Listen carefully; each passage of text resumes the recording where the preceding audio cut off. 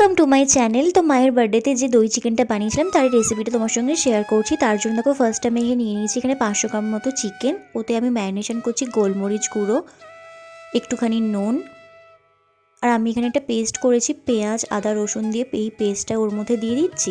আর দিয়েছি সামান্য একটু সরিষার তেল দিয়ে ভালো করে ম্যারিনেশন করে মোটামুটি 15 থেকে 20 মিনিট রাখলেই যথেষ্ট।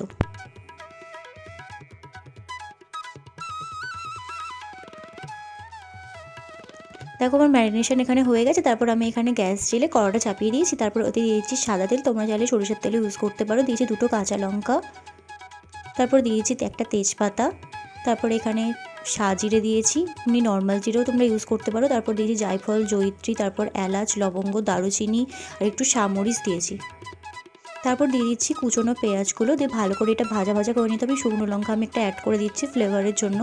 তারপর সামান্য একটু চিনি দিচ্ছি, চিনি দিলে না কালারটা খুব ভালো হয় আর টেস্টটাও খুব ব্যালেন্স হয়। তারপর আগে থেকে ম্যারিনেশন করা চিকেনটা আমি এর মধ্যে অ্যাড করে দিচ্ছি, দিয়ে ভালো করে এটা মোটামুটি 15 থেকে 20 মিনিট কষাতে হবে যতক্ষণ না জল ছাড়ছে। আমি এখানে ভালো করে কষাচ্ছি। তারপর এখানে একটা গুঁড়ো মশলা জল দিয়ে গুলে রেখেছিলাম, এতে ছিল ধনে জিরে হলুদ গুঁড়ো লঙ্কার গুঁড়ো, এটা একটু জল দিয়ে গুলে এর মধ্যে দিয়ে দিলাম, দিয়ে আবার কষাচ্ছি, দিয়ে স্বাদ মতো নুন দিয়ে দিলাম। এখানে আমার 150 গ্রাম মতো টক দই আছে, এটাকে ভালো করে একটুখানি ফেটিয়ে নিয়েছি, দিয়ে টক দইটা এর মধ্যে অ্যাড করে দিচ্ছি। আর এই রান্নাতে কোনো রকম আমি জল ইউজ করবো না।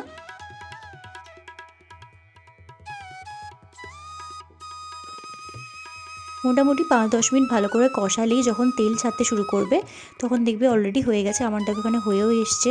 তো আমি এখানে দিয়ে দিচ্ছি নামানোর আগে একটুখানি মিট মশলা, তোমরা চিকেন মশলা ইউজ করতে পারো, আর দিচ্ছি ধনেপাতা কুচি, দিয়ে ভালো করে একটু নাড়িয়ে নিলেই ব্যাস আমাদের রেডি হয়ে গেল ইজি অ্যান্ড টেস্টি দই চিকেন। তো ভালো লাগলে চ্যানেলটা কিন্তু তাড়াতাড়ি সাবস্ক্রাইব করে দেবে। টাটা।